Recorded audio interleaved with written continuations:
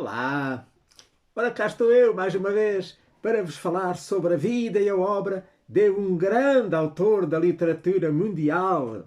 O meu nome é Sebastião Barata e hoje vou falar-vos de Nikolai Gogol, que foi um proeminente escritor do Império Russo, nascido em Sorochinsk em 1809 e falecido em Moscou em 1852. A sua cidade natal fazia parte do Império Russo na época, mas atualmente pertence à Ucrânia, pelo que tanto a Rússia como a Ucrânia reivindicam a sua nacionalidade. A sua obra mais famosa é Almas Mortas, de que falarei depois mais à frente. Nikolai Vasilievich Gogol nasceu em Sorochinsk, uma pequena cidade que pertencia na altura ao Império Russo e hoje faz parte do território ucraniano. A 20 de março, segundo o calendário juliano, ou então a 1 de abril, se nos quisermos guiar pelo calendário gregoriano do ano de 1809. Apesar de muitos dos seus trabalhos terem sido influenciados pela tradição ucraniana, o Gogol escreveu em russo, pelo que a sua obra é considerada parte da literatura russa. Toda a sua obra é fundada no realismo, mas um realismo muito próprio, com rasgos do que viria a ser o surrealismo. Gogol era filho de um pequeno proprietário de terras e antigo oficial cosaco que desenvolveu nele o gosto pela literatura, mas nunca o amparou na sua infância. No entanto, o Nikolai nutriu uma grande amizade pelo seu progenitor. A sua mãe transmitiu-lhe a fé religiosa, que veio a desencadear nele o misticismo doentio e o ajudou a desenvolver, no entanto, desde novo, uma personalidade complexa. Era sonhador e retraído e profundamente afetado pela morte de seu irmão mais novo. Aos 9 anos de idade, Gogol foi à escola, onde passou 7 anos. Era um estudante medíocre, mas bem comportado. Aos 16 anos, perdeu o pai e abandonou os estudos. Em 1829, com 20 anos, o jovem Gogol deixou a Ucrânia e foi viver para São Petersburgo, com o objetivo de seguir uma carreira no serviço público civil e trabalhou em vários escritórios do governo. Apesar do fracasso dos seus primeiros escritos, Gogol persistiu na sua escrita e o seu trabalho começou a ganhar alguma atenção. Atraiu o interesse de Vasily Zhukovsky, que era um importante poeta russo contemporâneo, e em maio de 1831 foi apresentado Alexandre Pushkin, que era o maior poeta russo, por quem ele desenvolveu uma devota amizade e uma fervorosa empatia e que lhe inspirou ideias novas que lhe serviram depois para obras que ainda não tinha escrito, que ainda não tinham vindo à luz. A condição de funcionário para sempre enclausurado, como ele depois mais tarde escreveu, incentivaram a sua carreira como escritor, levando-o a escrever uma panóplia de obras e romances. A distância da sua cidade natal foi a inspiração para as suas primeiras obras, nomeadamente a sua obra de estreia, Noites na Granja ao Pé de Dikanka, que viria a ser publicada em 1831, com a qual ele obteve finalmente o seu primeiro êxito. É uma coletânea de 4 novelas, que depois foi seguida no ano seguinte por um segundo volume, com mais outras 4. Uma delas, das que estão neste segundo volume, é Noite de Natal, que narra os eventos que aconteceram na noite anterior ao dia de Natal, na idílica vila ucraniana de Dikanka. Um desses eventos vai mudar por completo a direção dessas festas, pois aparece o diabo, que rouba a lua, deixando o vilarejo na escuridão. Então, são as estrelas que vão iluminar uma história de amor que está a começar. Esta obra está editada em Portugal, pela Assíria Alvim, aqui já há uns anos, mas propriamente em 2004. Apesar do sucesso considerável que os seus escritos começavam a ter, o Gogol ainda não tinha uma carreira fixa na sua mente e pensou seguir a carreira de professor. Em 1831 começou a dar aulas num internato feminino, mas esse trabalho aborrecia-o e o seu desempenho deixava muito a desejar. No outono de 1834, foi então nomeado professor de História na Universidade de São Petersburgo, cargo que ele conseguiu obter por influência de amigos importantes, mas revelou-se extremamente inadequado para tal cargo, tanto por temperamento como pelos antecedentes, não é? Já não gostava do anterior cargo de professor. Não é? Foi um fracasso completo e só durou até dezembro do ano seguinte, ou seja, até dezembro de 1835. Então, na Sun, o Gogol tinha já publicado diversos livros que foram assim bem recebidos e resolveu então dedicar-se exclusivamente à literatura. E então os primeiros livros que ele publicou na Sun foram os Arabescos e o Mirgorod. Os Arabescos é uma obra onde se começa a definir assim um dos principais temas que deviam de ter a sua escrita. O da humilhação da pessoa submetida a uma organização social coercitiva e esmagadora. Portanto, é uma coleção de 5 novelas, uma delas O Retrato, que é talvez todas a mais conhecida.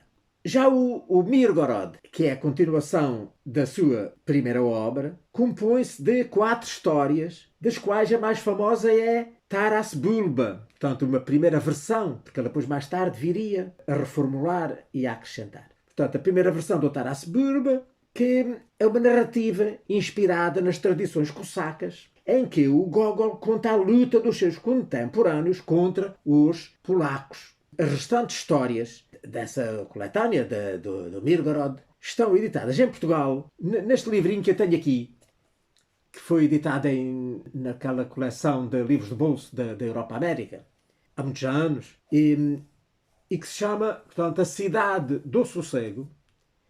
E depois está também acrescentada uma outra obra, que eu vou falar mais à frente, que é O Capote, também uma das suas obras importantes. Mas os 3 contos estão aqui reunidos sob o título A Cidade do Sossego. Nesse mesmo ano, ele publicou ainda o Diário de um Louco, que conta uma aventura invulgar vivida por um funcionário atormentado e perdido de amores pela filha do patrão. A obra mistura o real e o fantástico, o normal e o patológico, o razoável e o delírio, a ponto de ver o sofrimento do ser humano, cuja identidade se vai estilhaçando com rapidez e intensidade. Desde muito novo, Gogol desejava escrever textos para o teatro e, entre outubro e dezembro de 1835, ele escreveu a peça O Inspetor-Geral. É uma sátira sobre um impostor que é confundido com um inspetor-geral real depois de ter recebido lá numa aldeia uma carta a alertar para a vinda do inspetor. Então, o farsante é coberto, portanto, por engano, não é? De favores e de servilismos por parte dos funcionários, com o objetivo de disfarçarem a sua corrupção e a sua desonestidade. Esta peça foi inicialmente rejeitada pelos censores, mas após os apelos feitos ao próprio czar, lá foi permitida, posta em cena, e então foi um sucesso imediato e esmagador. Ele escreveu mais algumas peças, não muitas, e há uma que também merece ser mencionada, que é também importante e muito conhecida, que se chama O Casamento, que foi publicada em 1842, depois de ter trabalhado nela 9 anos. O Gogol gostava de viajar e estava convencido de que viajar era benéfico para a sua saúde.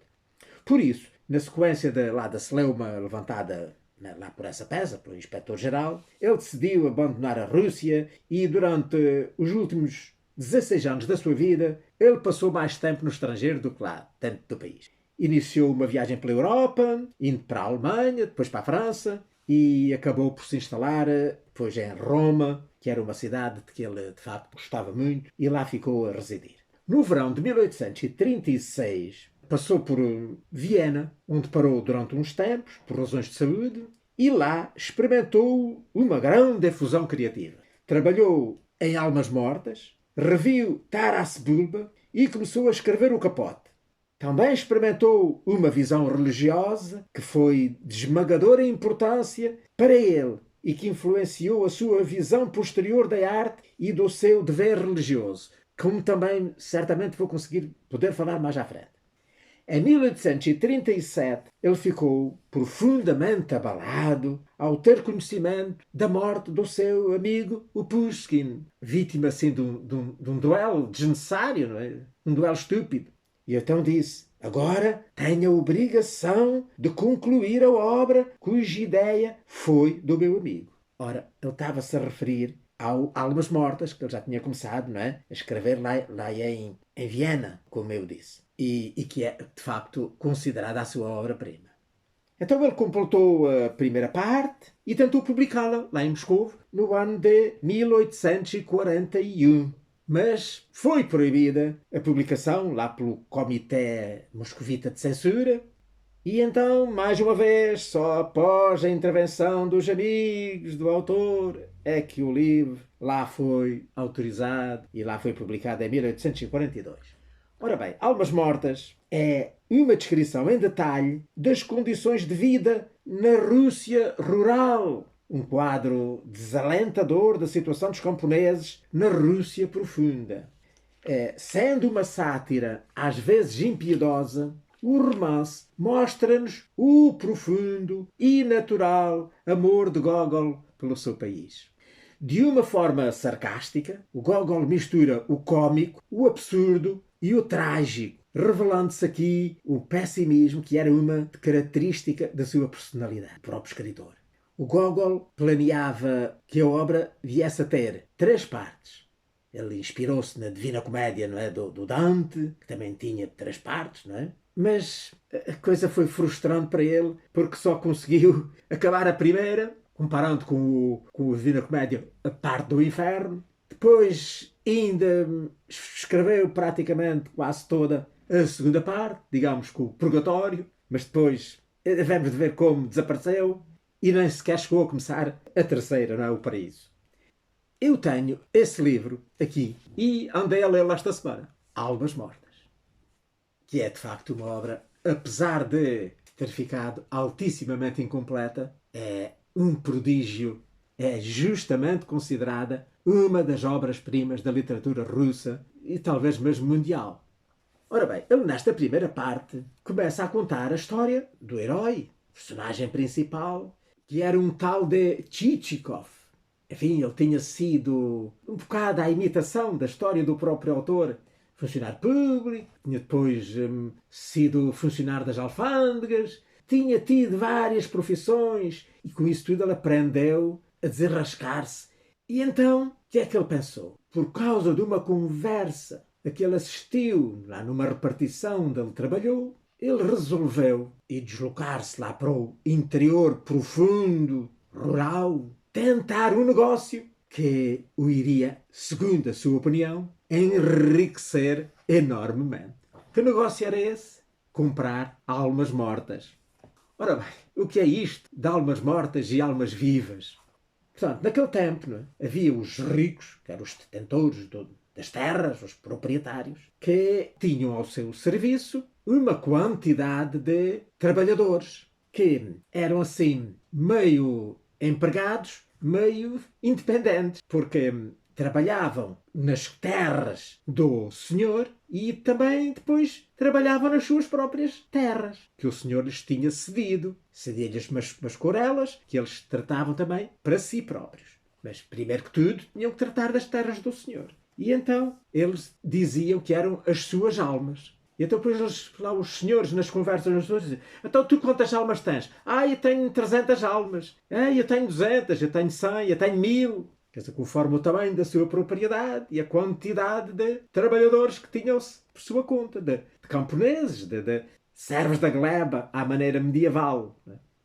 E depois fazia-se um censo de 10 em 10 anos da contagem dessa população que vivia lá numa aldeinha, numas casinhas muito relezinhas, construídas à volta do palácio do senhor. O senhor tinha que pagar ao imperador, não é? Ao Estado, um tributo anual por cada uma das almas que detinha, das almas que constavam no censo. Ora, o que é que acontecia? Como o censo se realizava só de 10 em 10 anos, nesse intervalo ia morrendo muita gente. E também nascendo muitas crianças, evidentemente. Mas esse, como dizia aqui uma das pessoas, São garoteiros que me produzem, não é? Esses não me interessam, cá para nada. Eu o que quero é os adultos, não é? Que esses é que trabalham. E muitos morriam. Uns de doenças, outros de idade, outros de acidentes. Eram essas, passavam a ser as almas mortas. Porquê? Continuava a constar no censo, portanto o patrão continuava a ter que pagar imposto sobre essas almas já mortas. Até que se fizesse um novo censo. Ora, então o nosso amigo Chichikov descobriu aqui um golpe. Ele comprava essas almas mortas, facilmente as pessoas lhes vendiam, porque livravam-se de pagar os impostos sobre essas vidas. E então ele tencionava colecionar uma grande quantidade de almas mortas e com elas ir então criar uma grande propriedade fictícia, na verdade, onde colocaria aqueles trabalhadores que oficialmente estavam vivos, não é? Porque estavam ainda no censo, mas na verdade não existiam. Tinham morrido, estavam enterrados. A ideia dele era que depois, no fim de estar tudo legalizado e de ser um senhor, hipotecava a propriedade, recebia ali uns milhares valentes de rublos ou milhões e depois desaparecia. E quando iam a ver da propriedade e dos trabalhadores, provavelmente só encontravam um bocadinho de terra e trabalhadores vistos, nada. E então ele andava lá pelo campo para tentar comprar trabalhadores. E então agora iria ler aqui sim um bocadinho sobre um desses negócios. Um negócio que ele foi fazer com um que era um agarrado, um grande sovina. Ele chegou, apresentou-se e começaram a conversar. E até a certa altura ele disse: ouvi dizer, observou Chichikov modestamente, que o senhor tem mais de 1000 almas. Ouviu dizer a quem? O que o senhor deveria fazer era cuspir na cara de quem lhe disse isso. Esses desgraçados estavam a troçar de si. Escreva o que lhe digo. Consta que tenho 1000 almas, mas já estava lá a contá-las. Não há nada. Nestes últimos 3 anos, a febre maldita deu cabo de tantos mujiques que nem imagina. Mujiques eram, portanto, os nomes que chamavam lá os trabalhadores. Não me diga. Foi mesmo de muitos? Perguntou Chichikov com dúvida. Se foi. E permita-me perguntar, quantos é que foram em números? Alguns 80. Não me diga. Não lhe vou mentir, meu senhor. E permita-me mais uma questão. Não sei se percebi bem. Essas almas, o senhor contou-as desde a última lista do censo? Era bom que assim fosse, disse Plishkin, que era lá o interlocutor.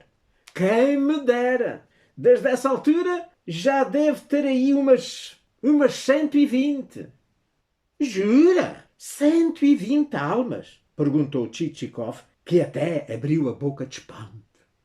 Depois continuaram a conversa por adiante e ele depois disse-lhe: estava disposto a pagar os tributos desses camponeses, dessas almas mortas. Ele começou a ficar desconfiado. Mas o senhor assim o senhor vai ficar com prejuízo, não vai? Para lhe agradar, até estou disposto a ficar com prejuízo. Ai, meu paizinho, meu benfeitor, meu anjo. Portanto, ele começou-se para ali, logo a armar toda. Finalmente, tenho um consolo na minha velhice. Oh, Deus Nosso Senhor, santificado seja. Quando fazia estes espantos todos, ia pensando e começou a ter as suas dúvidas. Então, por obséquio, sem o pretender ofender, como é que vai ser? Vai pagar o imposto todos os anos? E o dinheiro fica para mim ou para o tesouro? Olha, fazemos assim. Vamos preparar uma escritura como se estas almas estivessem vivas e o senhor mas tivesse vendido. Estou a ver uma escritura. Quer dizer, a escritura também não é de graça. Aqueles funcionários são uns gananciosos. Olha, antigamente era assim. Pagava-se meio rublo em cobre, mais uma saca de farinha e já está.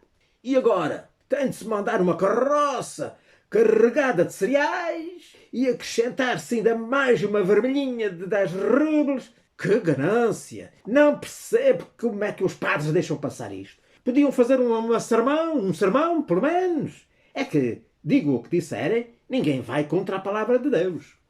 E a conversa foi andando, até que a certa altura ele disse: para fazer a escritura, eu tenho de ir à cidade, não é? Mas eu daqui não saio, porque o meu povo é um velhaco. Ou é velhaco ou é ladrão. Basta um dia para me limparem tudo, que até fique sem prego para pendurar o cafetão. O cafetão, o casaco.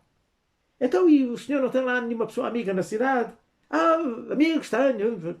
Lá arranjou um amigo que é capaz de assinar a escritura. Então, para onde não faz mal? O senhor passa aí uma folha de papel, passa aí uma procuração, favor lá do seu amigo, e depois pronto, ele assina a escritura comigo para eu comprar as almas. E então, depois chegaram ao mais importante da conversa. Então, e quanto é que oferecia? Perguntou Pliushkin, mostrando a face da sua alma sumítica, com as mãos a tremer como geleia. Dava-lhe 25 copeques por cada alma. E compra como? Em dinheiro vivo? É, e terá logo o dinheiro à mão. Mas olhe, senhor, dada a minha miséria, podia subir até 40 copeques.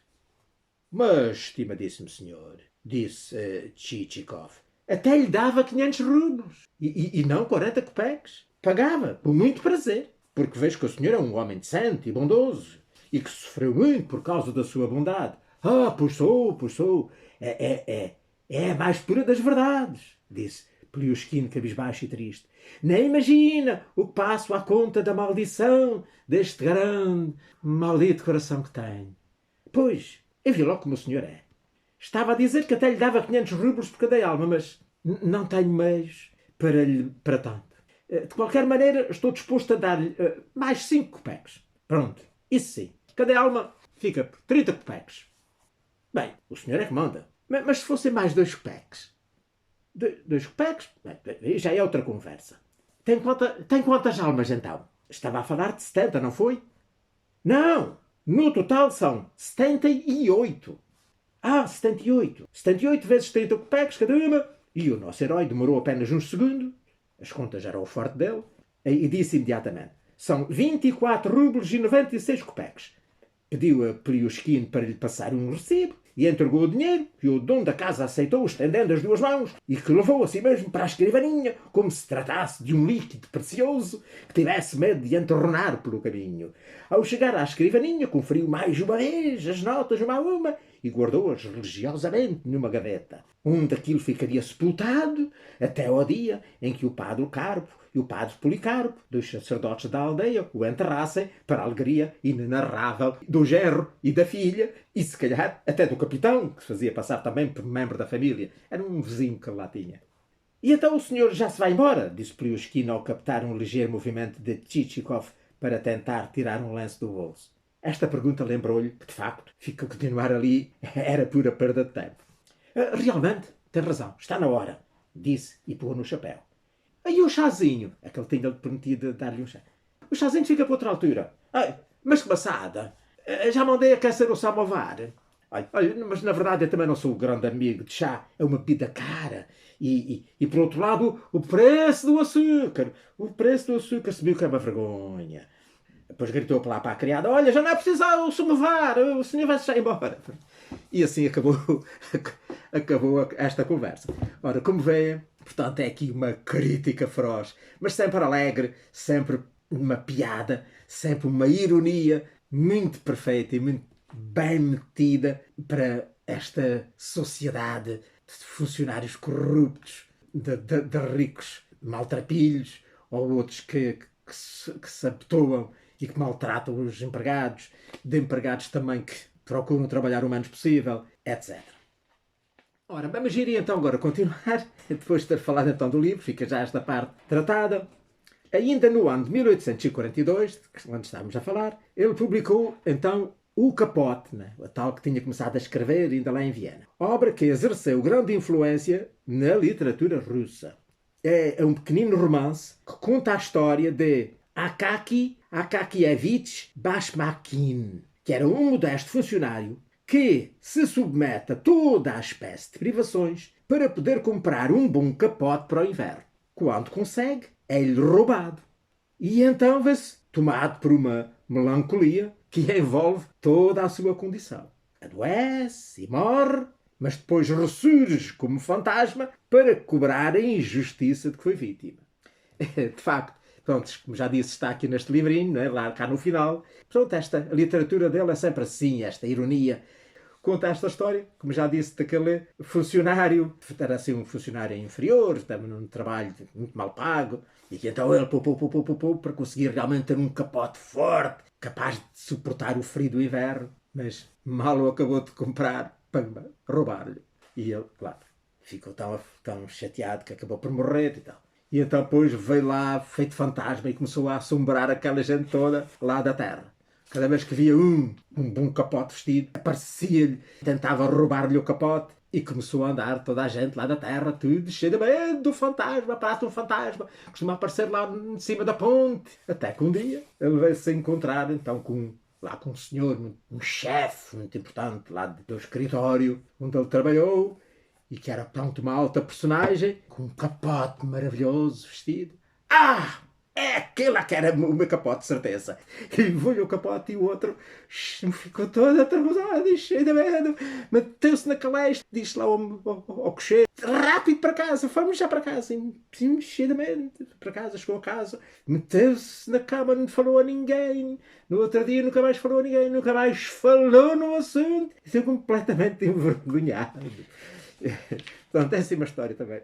Nesta novela, portanto, o Gogol alia o realismo mais minucioso a uma incursão no sobrenatural. Então, mete fantasmas, mas sem outra ideia senão a de denunciar as emoções contraditórias que se debatem no interior da alma humana, humilhada pelos vícios e pelas fraquezas que não consegue controlar. Depois então, de uma curta temporada em Moscovo, né, na altura em que editou lá As Almas Mortas e o Capote, ele voltou para Roma e aí iniciou então a escrita da segunda parte das Almas Mortas. Depois regressou à Rússia, mas já muito doente, e então um misticismo religioso acentuado induziu a abandonar as antigas ideias liberais para se tornar um defensor da autocracia. Ele continuou a escrever As Almas Mortas, mas nunca viria a terminá-lo. Em 1843, entretanto, foi publicada mais uma novela que se chamou O Nariz, que traz os traços mais estranhos e ao mesmo tempo mais típicos do escritor. Portanto, aquele humor ácido e agudo. No primeiro aspecto, que se traduz tanto na atmosfera como na linguagem, o escritor antecipa nitidamente a arte ficcional do Kafka. Esta novela viria a ser depois incluída numa coletânea que foi publicada no ano a seguir, que se chamou Os Contos de São Petersburgo, que incluía não só o Capote, como também o Nariz, como eu disse, e outras. Eram ao todo 5 novelas, e todas elas que já tinham sido publicadas anteriormente. Umas isoladas, né? Como por exemplo, foi o caso do Nariz e o Capote, e outras em coletâneas anteriores, nomeadamente aquela do Mirgorod. É denominada de São Petersburgo, né? Contos de São Petersburgo, porque são novelas da segunda fase do autor. Essa segunda fase começou no ano de 1835. Ele até aí publicou novelas, como eu disse logo no início, que eram inspiradas na sua infância, ainda lá naquele território que agora é da Ucrânia, onde ele nasceu. E então essas são as obras da primeira fase.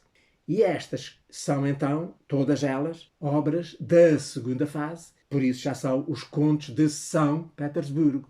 Já não são os contos ucranianos, são os contos de São Petersburgo.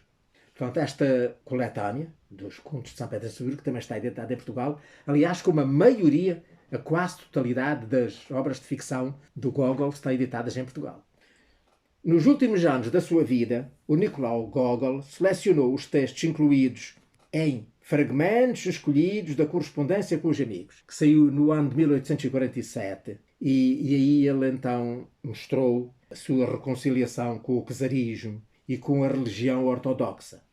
Um amante fervoroso da verdade, o Gogol foi um homem repleto de preocupações místicas, religiosas e patrióticas. A sua obra reflete o lado moralista das questões que dizem respeito à alma humana, trágica e inapelavelmente prisioneira na sua jaula corporal, portanto, mortal. Durante a década de 1840, o Gogol ficou cada vez mais convencido de que tinha de purificar a sua própria alma. E então ele veio a ficar cada vez mais sob a influência do clero. O seu estado físico degradava-se cada vez mais devido a uma ideia que o acompanhava desde jovem. É que, apesar de ele ser uma pessoa absolutamente sadia e, enfim, e regrada, que a certa tinha uma ânsia por uma nova ordem das coisas na sua vida que o martirizava.